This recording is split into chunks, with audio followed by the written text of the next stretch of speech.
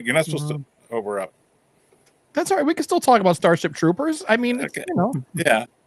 It's not like anyone's watching right now anyway. I mean, we can kind of. But this does go out on the podcast, though, too, I suppose. Yeah. Hi, folks. I don't know. I think we should record, but man, I'm just so lazy about posting stuff to Patreon. I feel so bad. Like I was thinking about that before. Maybe we could just record our behind the scenes conversations, just that little 30-minute behind the scenes conversations that we have or whatever. We should. Yeah, we should. Yeah. We have good conversations. Yeah. Like today we went from what? We went from Mel Brooks, Spaceballs 2 to Starship Troopers and left and right wing sci-fi stuff. Yeah.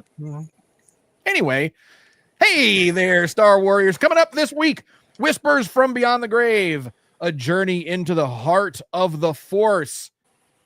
Or does Yoda just have a touch of dark side dementia? It's the Clone Wars Season 6, Episodes 11, 12, and 13. All that and more this week on your Star Wars Safe Space. Stick around.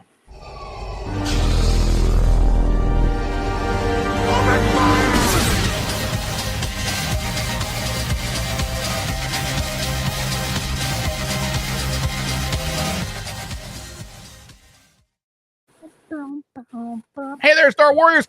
Welcome to Star Wars Safe Space, your non-toxic, low-sodium Star Wars show that doesn't make you feel bad for not knowing that Moraband, the ancient Sith homeworld that we saw this week that Yoda visits, was originally known as Korriban. I'm sure some of you already know that from the EU, but George Lucas himself requested the name change for canon, and we've got some other stuff to talk about concerning Korriban and Darth Bane, and there, all kinds of little juicy tidbits, but that's going to be later on in the show, so you don't want to miss that. Stick around. So, whether you're a hardcore fan or just a little swarzy curious, this is the show for you. We are the Circle of Nerds, and we do absolutely love Star Wars, even if we don't always like it. So let's meet the crew, shall we?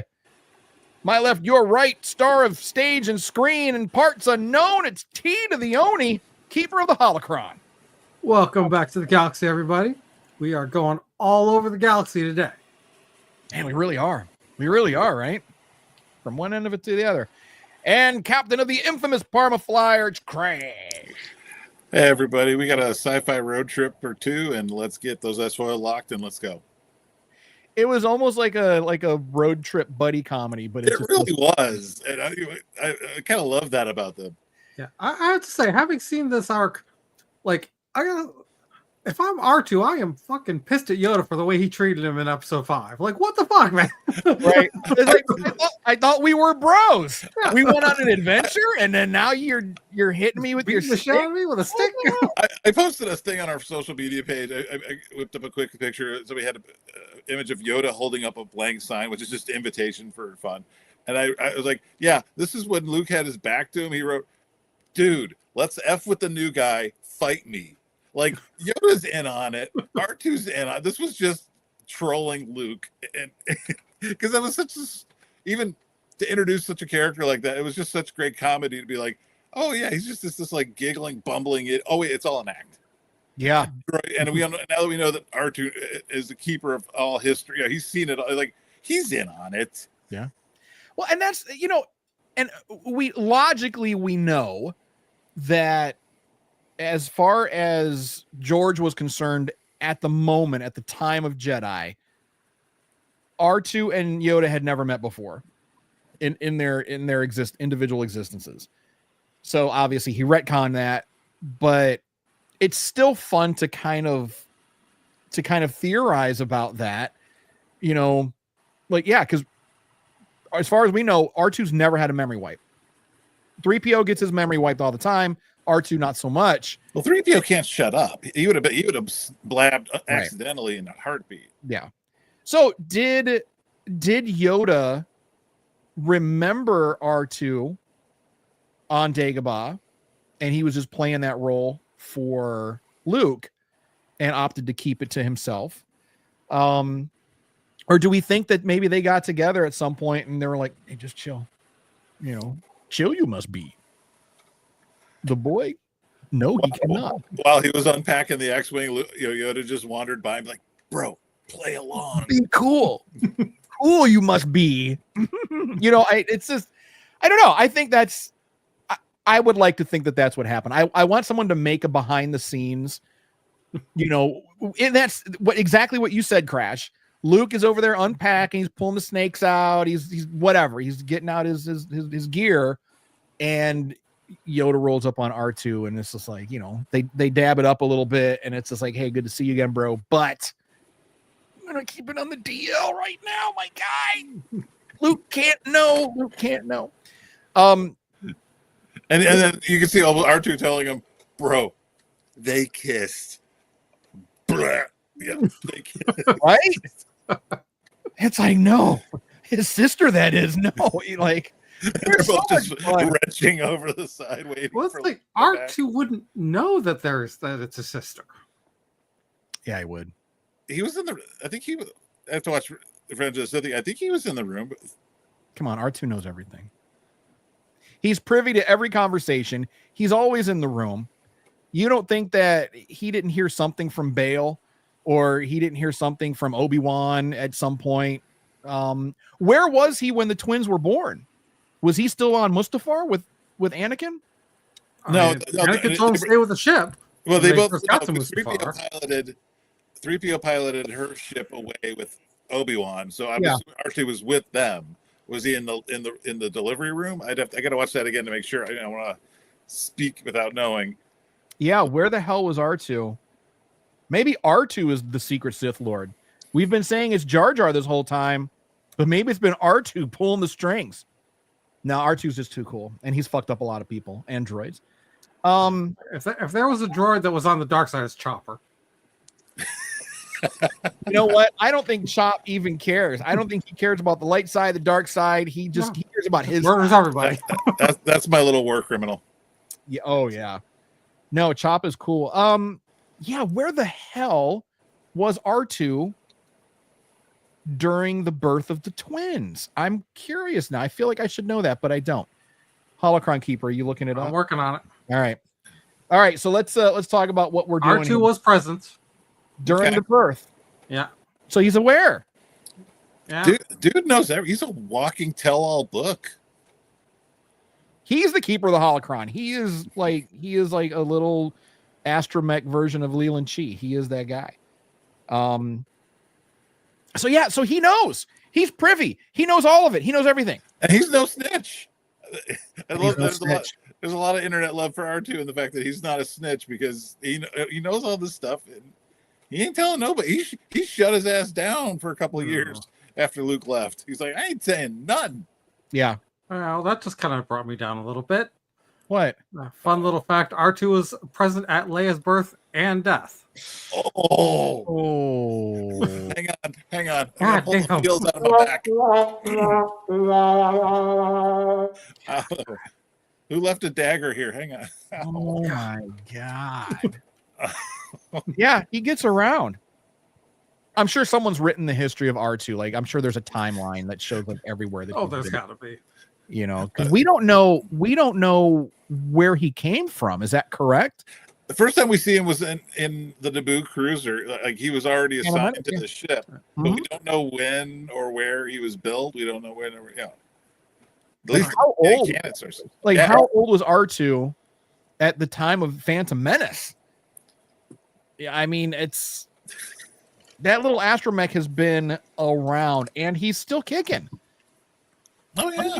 Like, who's he with now? He's with because we're in. I mean, last we saw he was with Rey. Yeah. Yeah. So he's with Rey now. Holy shit. Well, BB-8 ended the movie with Rey, but which is weird because he's usually with. It gets murky. Yeah.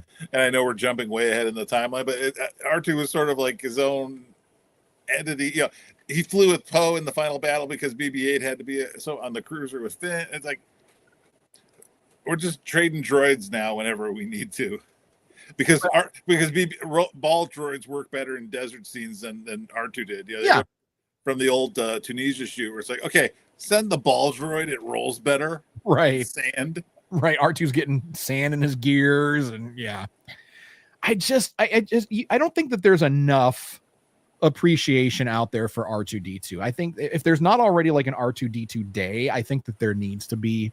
Maybe we can work on that. Maybe we can create There you go. an R2 day, R2D2 day,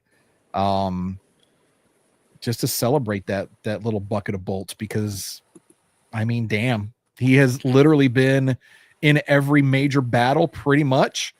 Oh, the history that boy's seen. Like if he had offspring, imagine the tales he could tell his little grandbots, his little grand mechs. I mean, there's your next Disney Plus series, right? Tales of the R2D2. Tales of R2D2. You know, I would watch that. Oh yeah. I mean, we've seen it all. I mean, we've seen all of his stuff, but like from his perspective, because he's not in every scene. So it's like, what is he doing? Like, what's going on when the heroes are heroing, you know? And then is he just plugged in somewhere? Is he taking an old bath? Like, what's R2 doing while the heroes? And like on this episode arc, you know, he needs R2 to navigate through hyperspace, but then when they land, you know, he has to go down into the well of whatever that energy goes. It's like, stay here, R2. I'll be back. And like, I can just see this poor little droid going, "The fuck you are?" Where am I gonna go? Like when I was watching it though, it was like Yoda gave him his lightsaber. He was like, "Neither, I will not." And I could just see R2D2 just like playing with it while Yoda was on his adventure. R2 is just there chilling. He's like, "Well, I've got nothing to do." It's the right size. Clearly, there's nobody here to do anything to the ship. And he gave me his lightsaber, and it's my size. So I can see that. And that's what I want to see. I want to see R2D2's point of view of his life.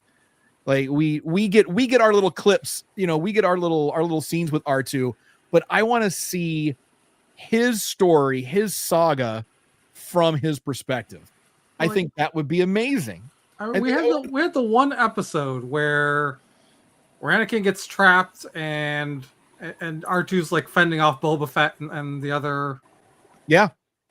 Like if we had a whole series of that, just a whole R2 series, the Lassie arc, something.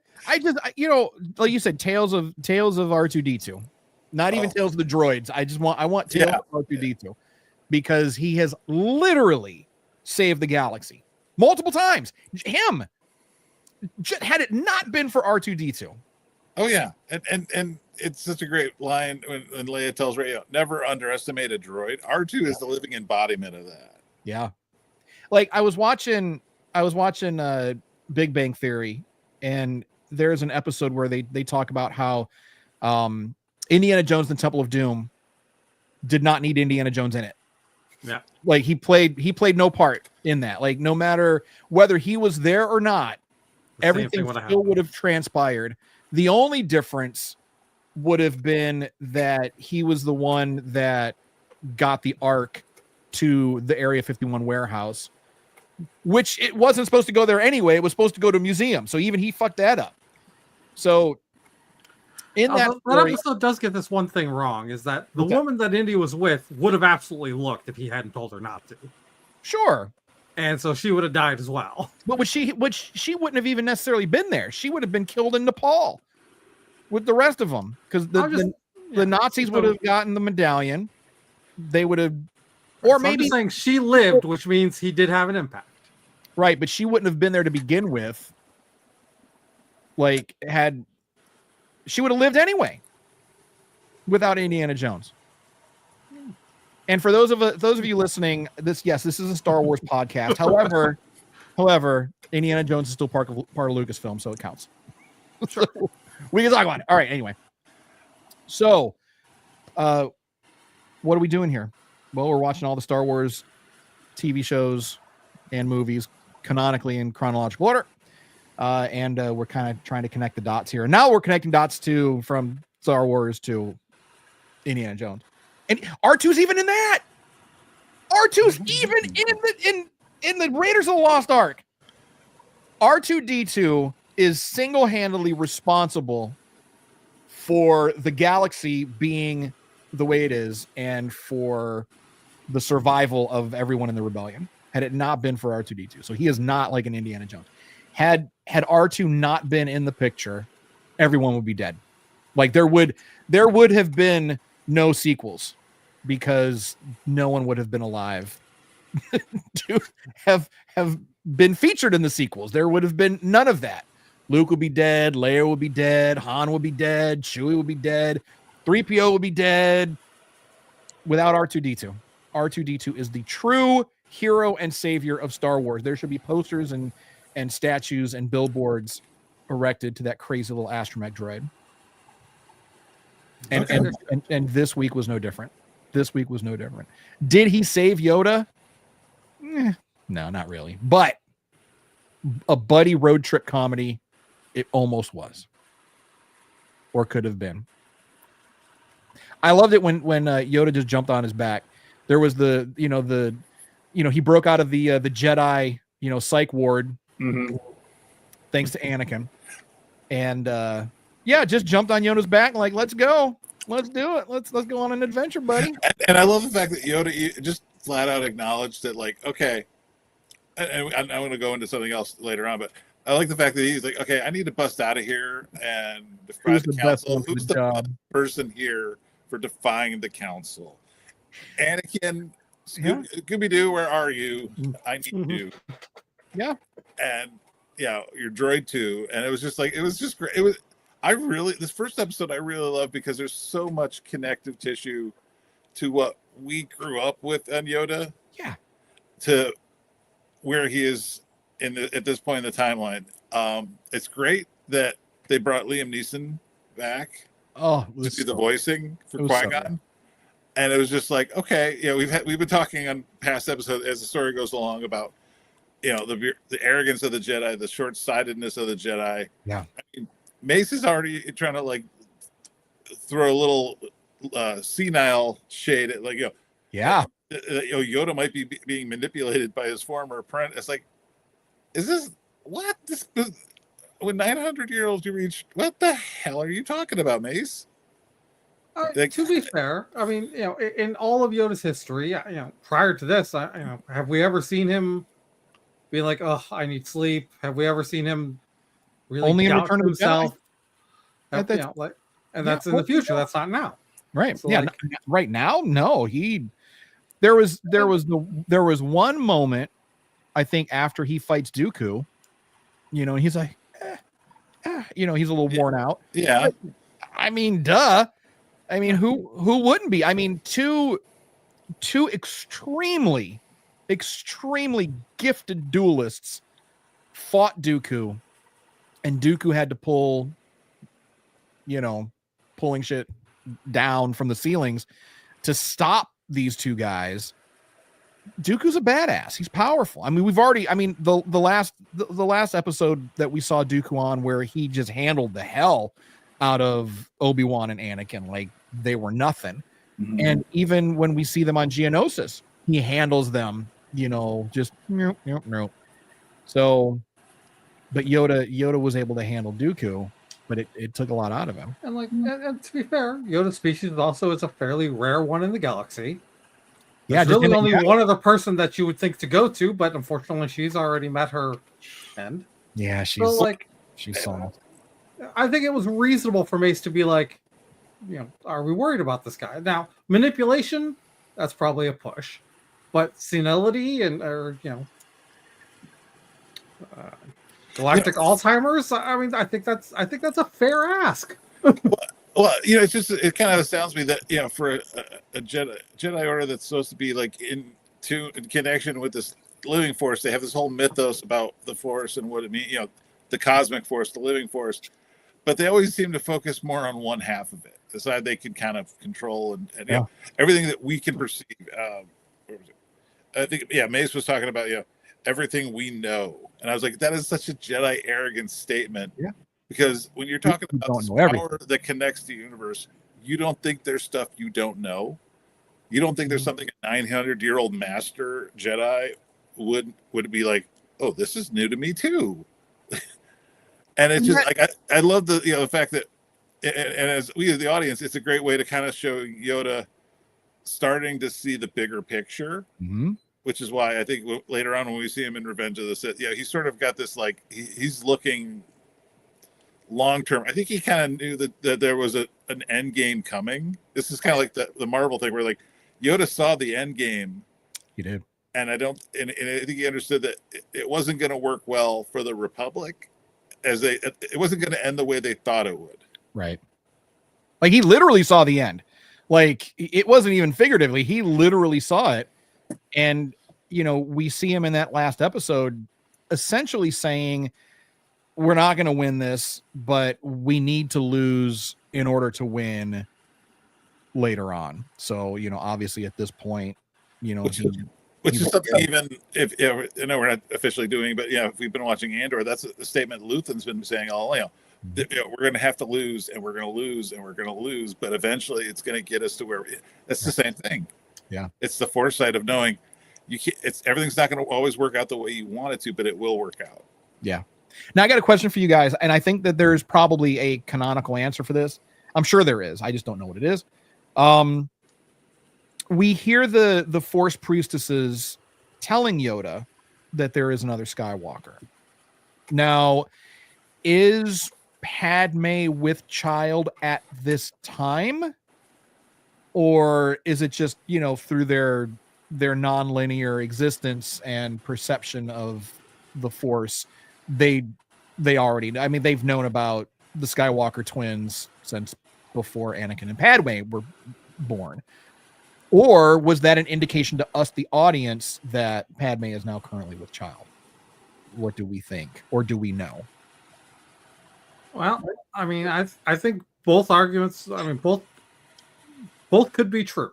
It absolutely is justifiable to say, even if we, the audience, don't know it at this point, the fact that Qui-Gon made very clear that where they are, that time is not really a factor. Right. It's entirely reasonable that they can know that without it actually being current. But based on timeline, I think it's entirely feasible that she is at this point. We're rapidly approaching the end. Yeah, because and I was thinking about this a lot, and we talked about this last week and a little bit the week before. The arrogance that I think at this point they know Yoda and even Mace understand that there's a lot of shit that they don't know, and they're they're behind the eight ball at this point. But I'm sorry, you've got after this whole arc with Fives, you got this whole arc with Fives, and then you've had this whole arc with finding out about the Sifo-Dyas and Count Dooku thing. Yeah. Beyond a shadow of a doubt that your enemy was involved in the creation of the army that you're now using. Right. Beyond a shadow of a doubt that they have control chips in their brain. Right. All the red flags are there. You've been told that, those chips are there to control, impulses. Yeah. Mm-hmm. But we've seen, they're direct clones of Jango, who was never a slave to his impulses. Right. Boba is unchipped, was never a slave to his impulses. Mm-hmm. Fives took out his chip, and you could say he was a little erratic after that, but that's because of the circumstances that he was in. And granted, he was they might not know that. He was pushed into that. Yeah, he was pushed into that erratic behavior. But Anakin or Rex or the guys that he met at the bar before he went to meet Anakin and Rex would all tell you that he was still within reason. Yeah, 100%. The one time that you were aware that the chip malfunctioned, they killed the Jedi. And you're still just going, we're just going to pretend like this is all fine? Yeah, let's not take a deeper look. But again, it goes back to what we've been saying, and it goes back to what you had said too, Crash, about if they're not going to take Yoda seriously, And if they're going to say, well, we already know everything there is to know about the Force, so this couldn't possibly be true, then they're literally just going through life with these Jedi Force blinders on. Like we see what they do to Yoda.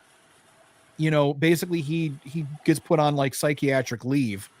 I mean, basically they put him in the back of the tank. They put him under so he could the doctor literally like several times says, okay, I can't find anything wrong on the scan. There's nothing physically wrong with him. Right. So, and yet the council members were still kind of leery. There's, they went straight for the senile argument, and it's just like, you work in this metaphysical realm of the Force, and you don't think there's any mystery. And you're not open to any possibility that maybe. Yeah, I love that scene where they all huddled together and tried to, because it's very. They had a prayer. It was a prayer group. They had a prayer. Little prayer circle. They're connecting literally to each other to try to amplify their senses. And for like a day and a half. Did they not have anywhere else to be? That shot of how much time passed while there's still a war on, generals. I mean, you guys can't be in a prayer circle for a day and a half. Meta moment to show them literally taking an entire day or two trying to make just to pray over Yoda. To try to and just realizing that it's not something that they can summon. Obi-Wan tells Luke that it's something that responds to your commands sometimes. It doesn't mean that Qui-Gon and the Living Force are on call to be anytime the council or right.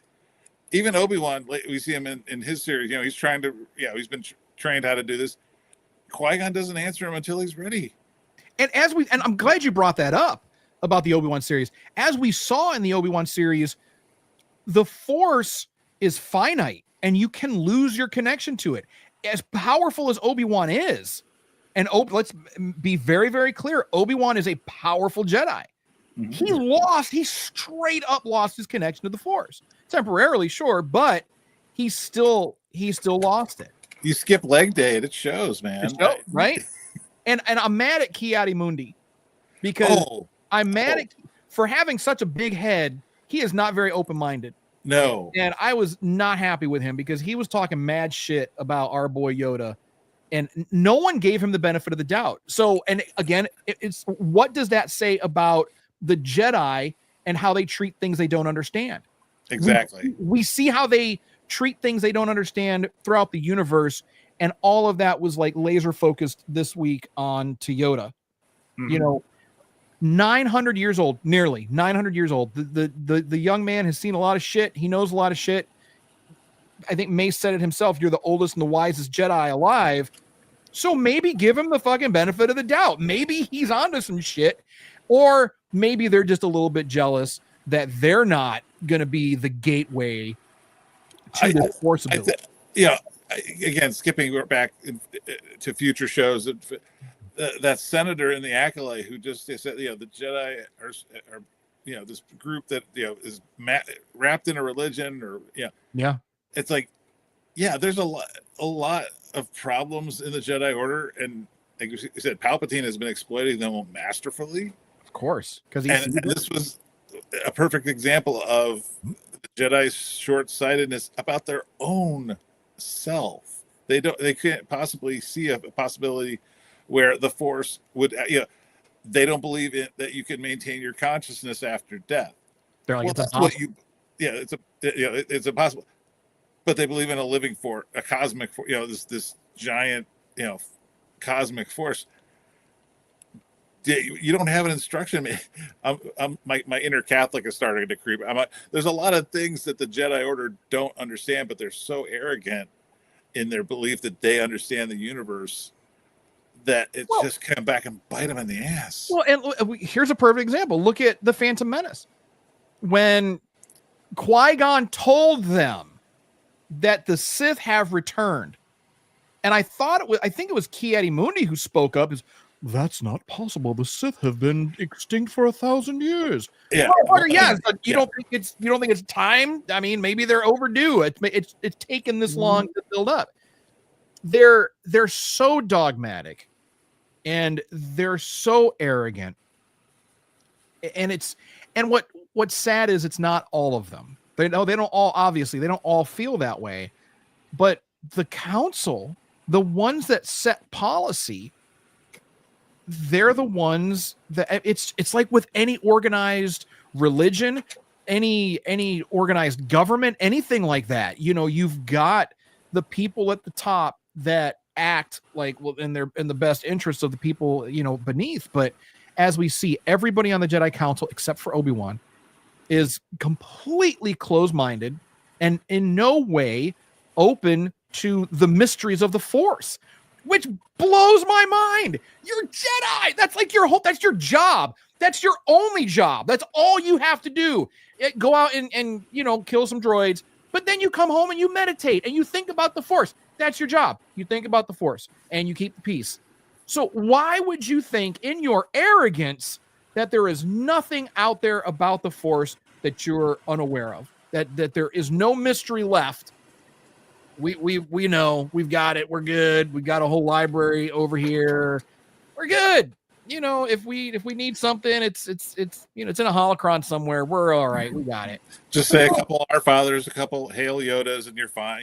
They've got everything locked down, understood, and it's a very common problem in this world.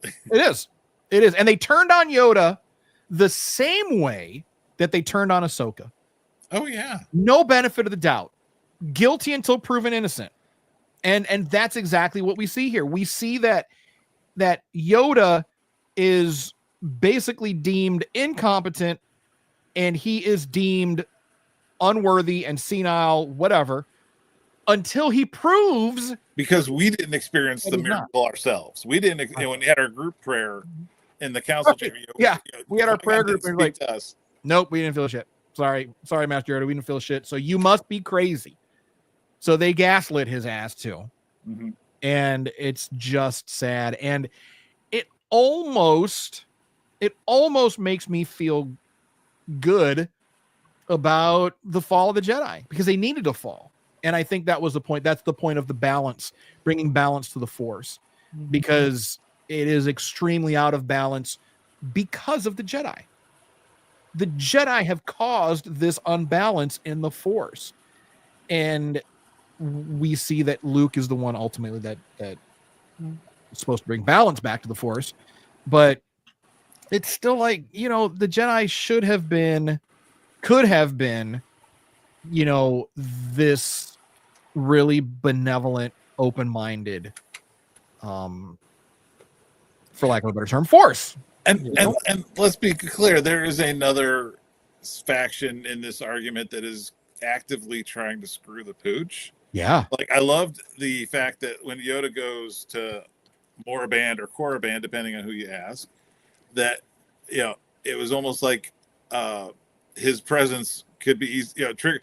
Palpatine's good sense, there's a good guy on my home turf. Yeah. And, him and that little Sith magic with him and Dooku were doing to try to manipulate Yoda's vision. That whole scene at the end, it was almost a repeat of the Duel of the Fates, where Yoda's I find it interesting that Anakin was part of his dream. It's almost as if the Force was trying to say, okay, the coin's still flipping. This kid's fate is still up for grabs. Right? Are the Sith going to get him, or are you going to try to save him? And Yoda tries to save him. When the gangplank breaks and Anakin's laying there, he can go after Sidious or he can save Anakin. Right. But you can't do both. Can't do both. And I think had they embraced that more spiritual side and like acknowledged the power of the living Force and the cosmic Force and how they work together, had they embraced that instead of being like, no, Qui-Gon's just a hippie and no, I think they could have prevented their downfall. I don't think that Palpatine would have been able to manipulate them the way that he did, because they would have had this open, broader understanding. But again, as we know, everything about Star Wars, every story about Star Wars it does two things. One, it's a cautionary tale, and two, it's supposed to show you that there's always hope no matter what. And this is no different. No matter how well-intentioned you are as the Jedi, you can still fuck up and do dumb shit and cause your own undoing. Cautionary tale, people. Cautionary. I will say, I think the symbolism definitely was not lost on me. Of it's not just Yoda, trying to save Anakin. It's not letting Anakin fall. Yeah. Mm-hmm. Like in this case, in a very real physical sense. Right. He was trying to keep Anakin from falling. Yeah. Literally and figuratively. So there was so much in these episodes this week, so much like little symbolism and little Easter eggs and things like that. My favorite other one on the second episode when Yoda goes to, first off, do we think that was that planet he goes to? Is that a version of Mortis? Like, that sort of almost like a wellspring for the midichlorians to enter our universe, like that whole. I mean, allegedly, it is the center of life. I mean, all midichlorians come from this, but Mortis is like the protection point it's the balance point for the Force specifically, but not for life. Okay. I think so. Mortis is that, which obviously it's out of balance now, but Mortis is that anchor that maintains balance in the Force. But then this midichlorian wellspring is literally where all life comes from, or at least where midichlorian. But we can't live without midichlorians, right? According to the Star Wars canon, we despite what the Phantom Menace wants to say, the midichlorians are what makes life possible, and this is where they come from. And Yoda literally is going to the source, and I loved how they did that. I called it if you don't know the old Star Trek episode "Enemy Within," where it gets split in his good half and his bad half. We got a shadow Yoda. Yeah, the Gollum, little shadow Gollum of Yoda. Trying to tempt him to let out his dark side, and I thought that was just again great symbolism for just Yoda trying to expand his mind and his horizons on what the Force is. We all have a dark side, and it's a matter of how well we contain it, control it, and don't let it dominate our actions. And it also kind of points to Jedi repression. We're seeing that. Yoda doesn't embrace. He represses that. He says you're not going to control me. But even in that, there's danger in that. There's danger in not necessarily acknowledging and embracing all aspects of yourself, because that's what leads to balance. Your choices, we all have light and dark within us. It's our choices. We don't repress the dark side. We just make a choice not to do dark side shit, or to do dark side shit. But there's danger in repression.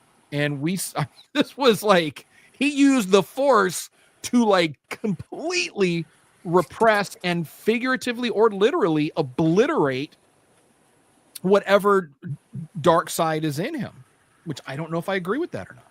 I mean, I would be terrified to see a dark side Yoda, because no, thank you, sir. No, thank you.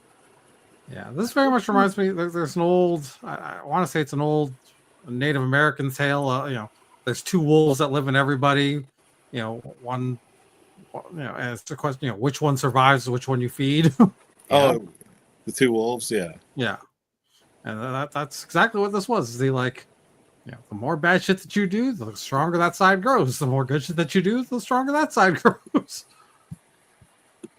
So, but I think it's interesting that we do see that the Jedi struggle with repression. That's like, I mean, it's, you have to give up, all connection to emotion.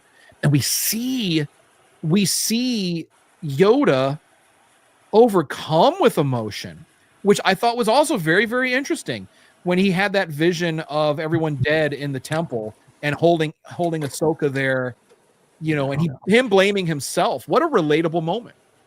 We're seeing him with survivor's guilt. We're seeing him actually feeling things, even though we know that he tells Anakin, you have to let go of everything, that could potentially cause you emotional harm, and that's a very Buddha way of thinking, but we see that Yoda's just like everybody else, but he keeps it in check.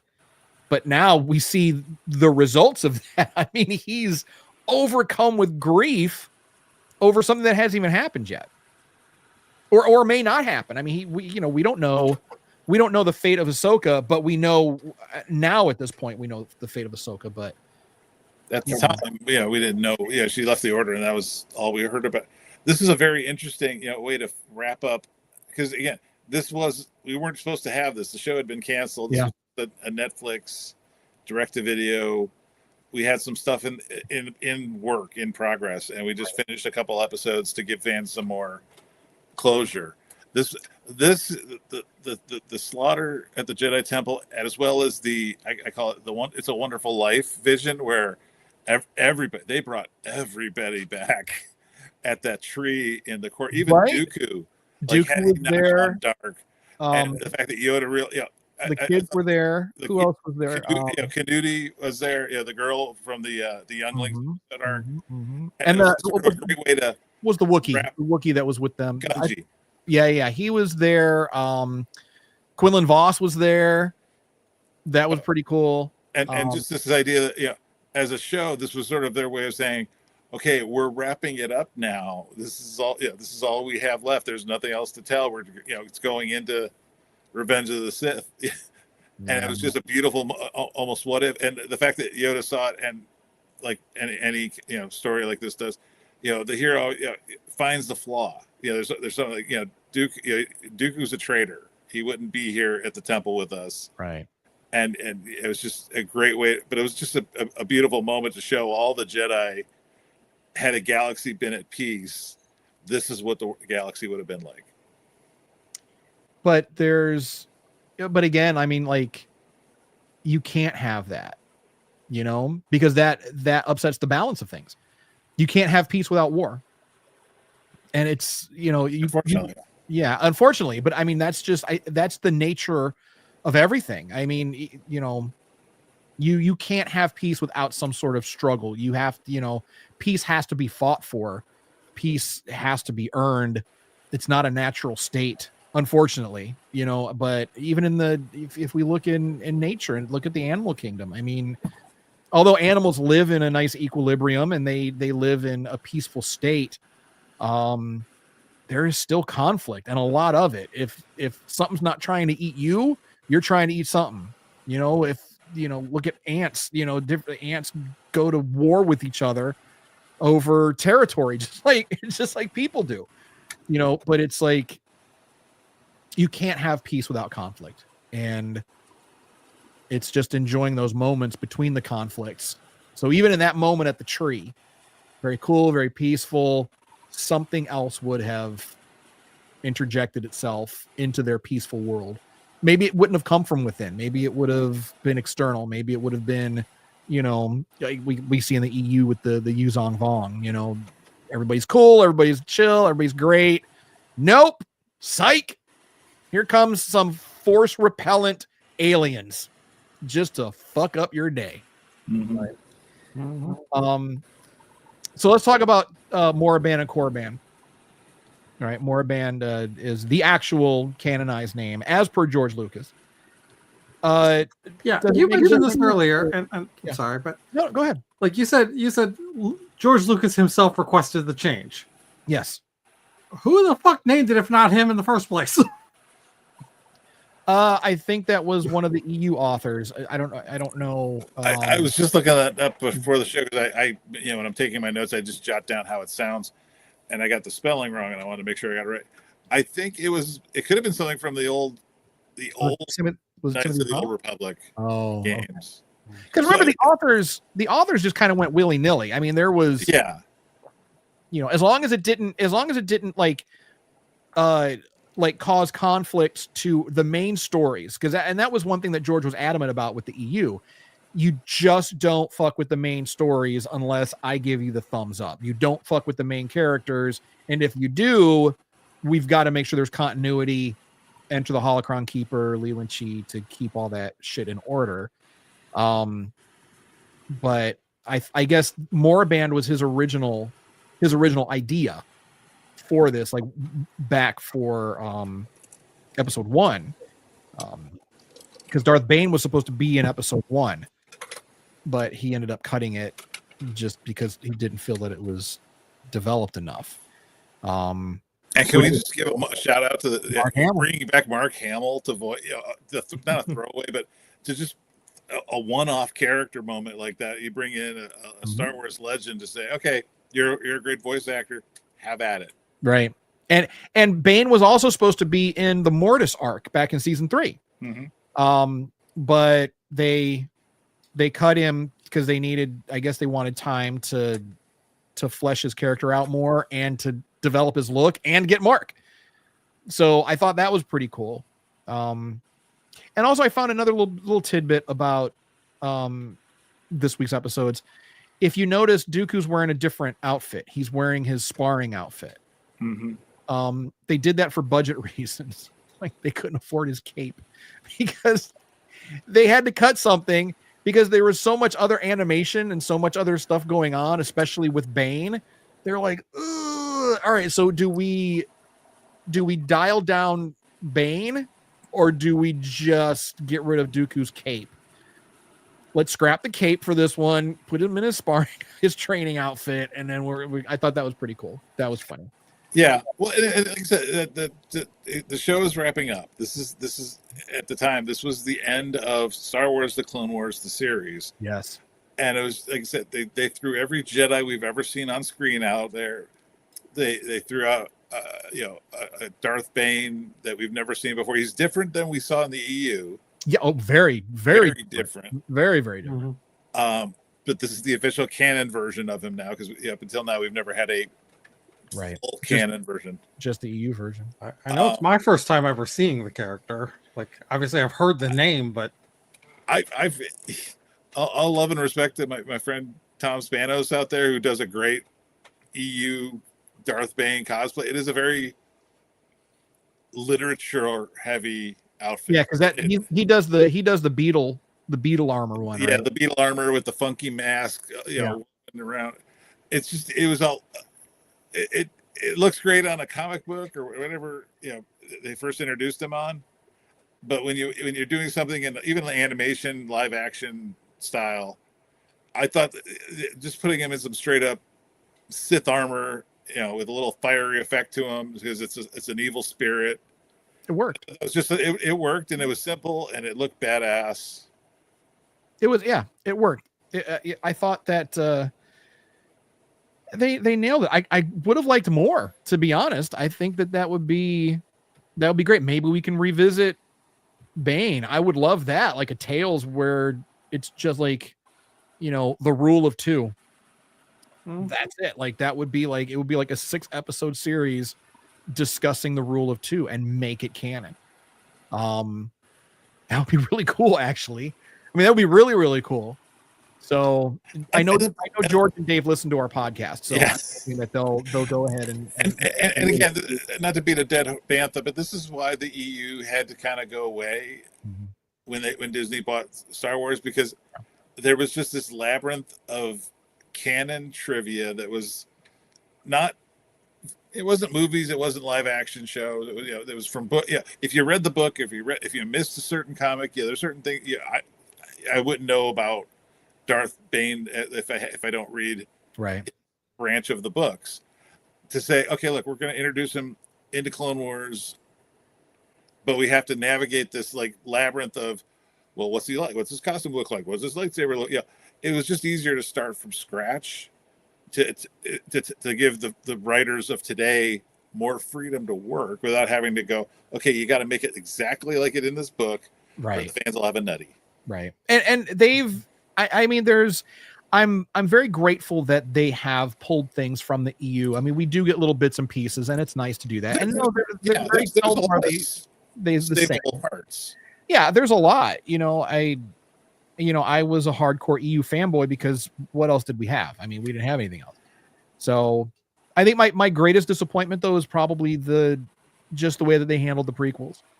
I think that we could have done something closer to the Timothy Zahn books with the Skywalker and Solo children. but it's already been done. It's been done in the books. We have that mythology already. So why rehash it and why tell a story that has already been told? That half the internet's already going to pick apart if it doesn't meet their expectations from reading. When you read a book, I read the EU a lot in my 20s when they were coming out, and there were some great books. There was some average books, and there was some this is just content filler books. And it was, and like Dave, I think he really has. He does a great job of going through the old canon, finding the parts that work and can be molded into the current stories. Yeah, like the genius of asking Tim Zahn, "Hey, you want to redo Thrawn for us? Like you did. We loved what you did in the Thrawn trilogy and Heir to the Empire. we got to have a reboot. They got to have a reboot, but we want you to write his backstory." And then we'll introduce him on this other show.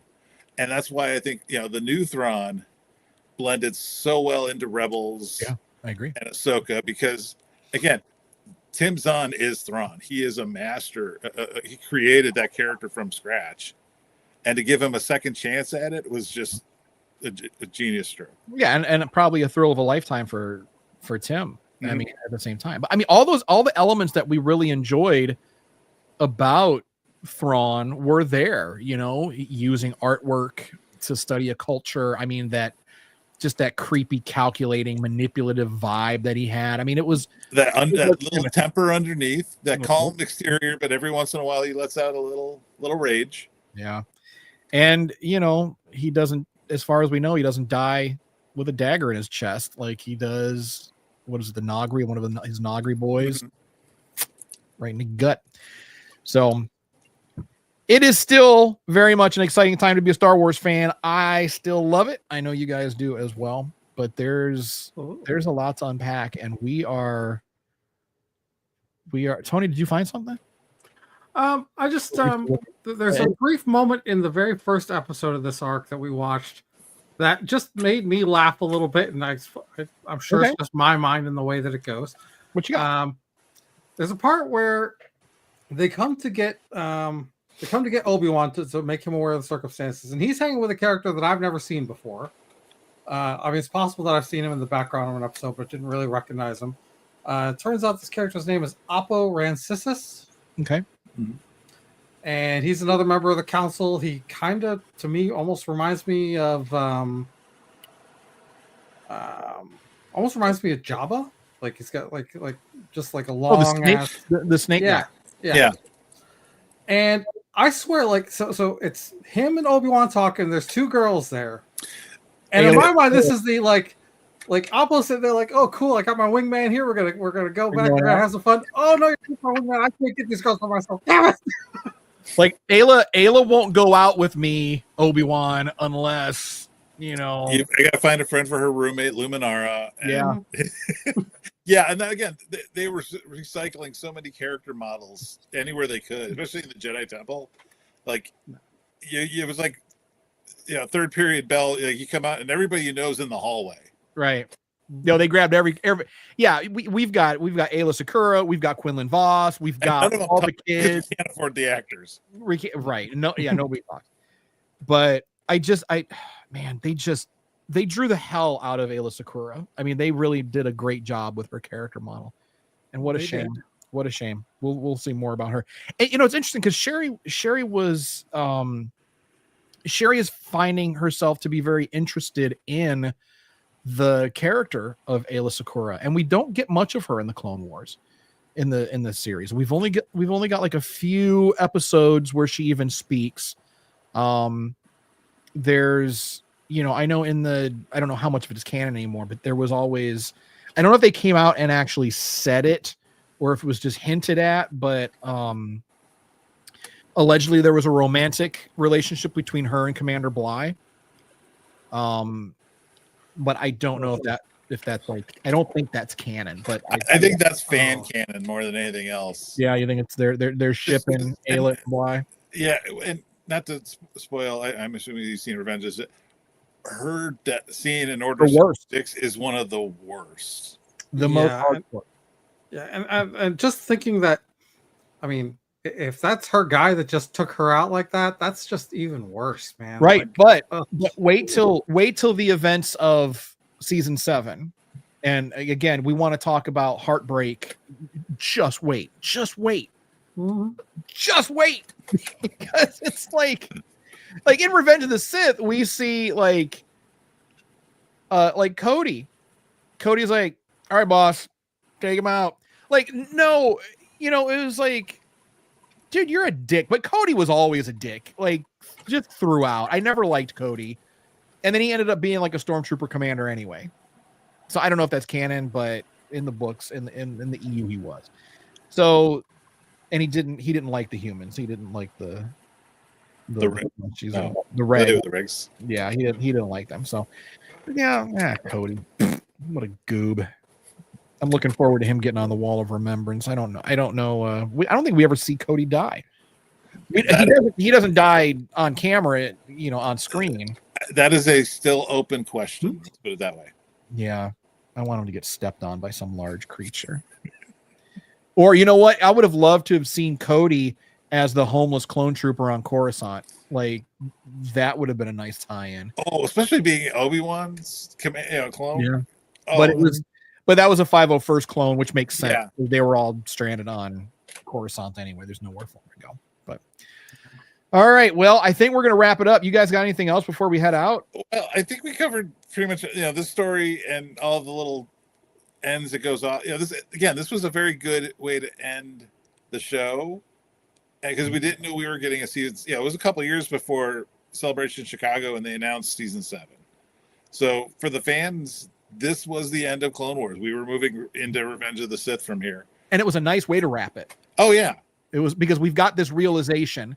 Yoda saw the vision of the end, and we saw Shaak Ti's execution, and you didn't see who did it, but it was a blue lightsaber that did it. Yeah, there was a blue lightsaber that did it. So I know that scene. You guys have all seen the cut scene where she's where she's executed. So I don't know. I thought, but I don't remember. Did Grievous do that to her, or was it Anakin? I think in the official version it's Grievous. I thought so too. Yeah, that's why it's the blue light. Deleted scene where Anakin is the one that sneaks up on her. Was it Anakin? I don't remember, but yeah, great season. Nothing felt like filler. I think season 6 was solid, was really solid, and we're about to go into the emotionally crushing final season, season 7. But and a lot of this stuff was already in production. You could tell. They switched back and forth. We talked about Tim Curry filling in as Palpatine, and there was stuff that was recorded before the show was taken off the air. And this is basically Dave Filoni's chance to try to finish up some loose ends. Yeah, and it wraps up perfectly. It's just perfect. So next week, Crash, we have someone to come hang out. We got company next week. Yeah, we got Friday. We got company Friday.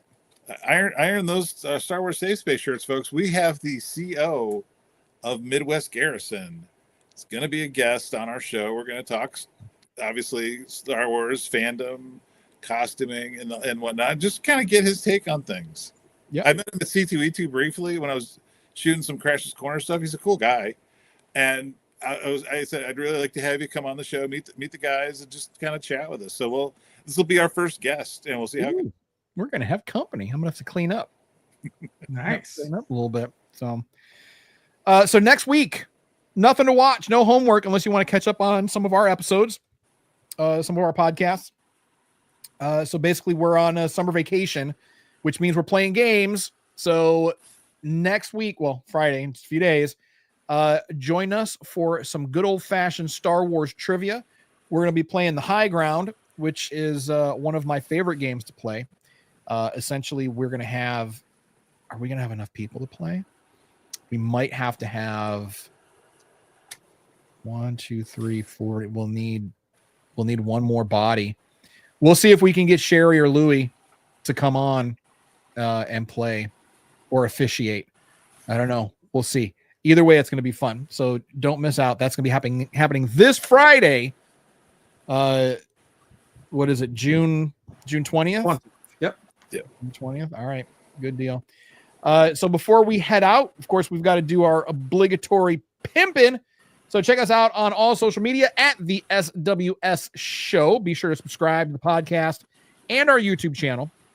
And if you would like some of the sweet, sweet merch that Tony is not so subtly displaying as he drinks coffee out of his Circle of Nerds mug, or I don't know, what is it, rum? What do you have in there?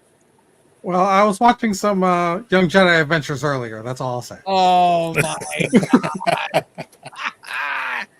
So, okay. So you're tipsy.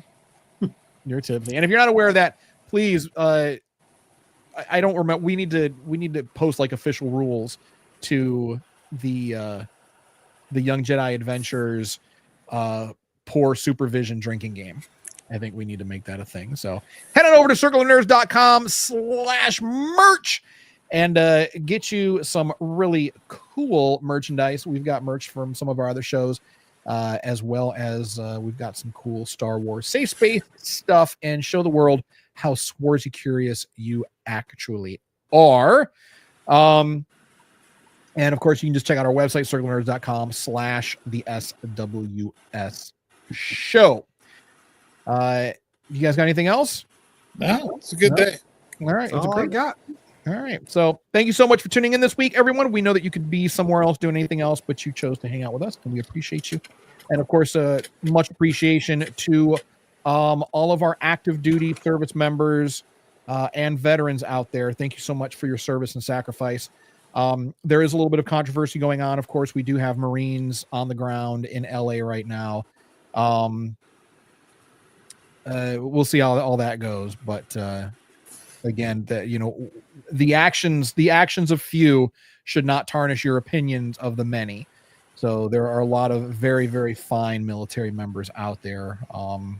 So let's just wait and see what happens, and hopefully, fingers crossed, our mighty U.S. Marine Corps will fight for the side of right and goodness and do the right thing. So here's hoping for that. And that is gonna do it then for us. So yeah, check us out next week. We're gonna be playing some games. We're gonna have some company in the house, and it's gonna be a lot of fun. We got to get another body, so we'll work on it. We'll find somebody else, maybe, or a cat. I have a puppet too, so maybe we can have a puppet around here somewhere. We'll deal with it. All right, that's it. Thank you all again for joining us, and remember, as always, if no one does anything nice for you, do something nice to yourself, and we will see you on Friday. Bye. I gotta push this button too.